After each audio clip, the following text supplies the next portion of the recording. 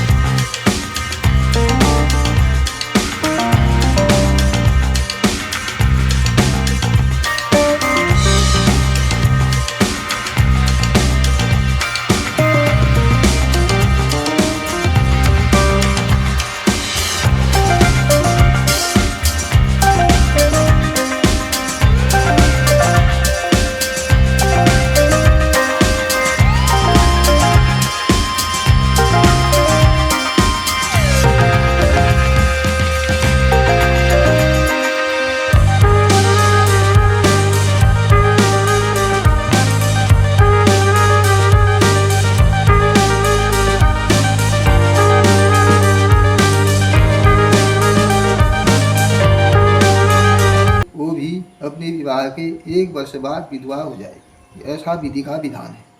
ज्योतिषियों की भविष्यवाणी सुनकर राजा बहुत दुखित हुए। वे कन्या और अपने राज्य की भविष्य चिंता में बहुत दुखी हो गए। कालांतर में राजा के एक कन्या उत्पन्न हुई। वह समयानुसार बचपन व्यतीत कर युवा हुई, विवाह योग्य हो गई। सावित्री की इच्छा अनुसार उसके पिता ने उसका विवाह सत्यवान के साथ कर दिया। सावित्री को जहाँ 3 वर्ष बाद उसके पति की मृत्यु हो जाए। ऐसे में यदि भगवान शंकर को प्रसन्न कर दिया जाए तो विधि के विधान पर भी विजय पाई जा सकती है, क्योंकि विधाता का विधान भी वो बदल सकते हैं।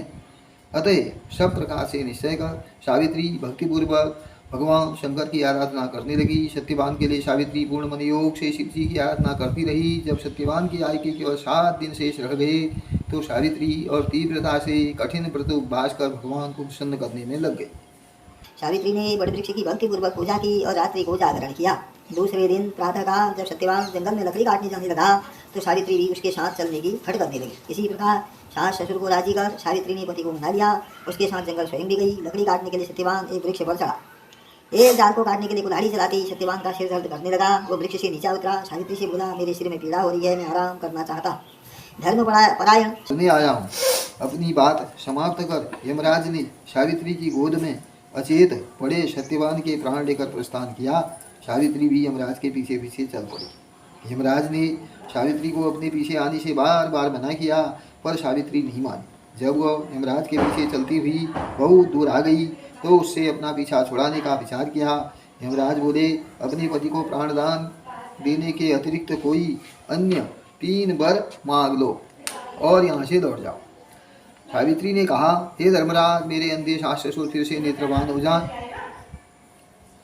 धर्मराज ने एवं वस्तु कह दिया। सावित्री ने अपने सास ससुर का खोया हुआ राज्य लौटाने की प्रार्थना की। धर्मराज ने उसको भी स्वीकार किया। अंत में सावित्री ने तीसरा वर मांगा कि वो पुत्रवती हो जाए।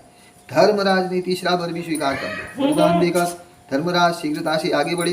कुछ दूर जाने के बोली, भगवान आपने मुझे पुत्रवती होने का वर दिया, फिर भी आप मेरे पति के प्राण लेने जा रहे हैं, ये बिना मैं पुत्रवती कैसे करूंगी।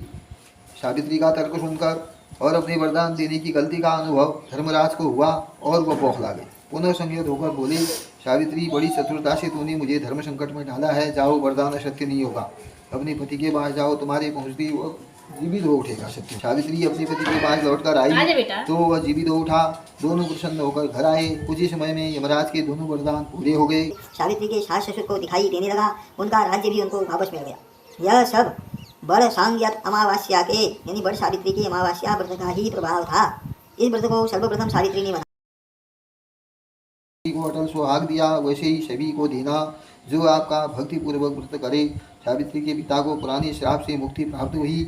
सावित्री के पिता अश्वपति को भी पुत्र प्राप्त हुए और सावित्री सत्यवान ने भी 100 पुत्र प्राप्त करके दीर्घायु तक राज्य भोगा और अंत में वैकुंठ धाम को सिधार गए।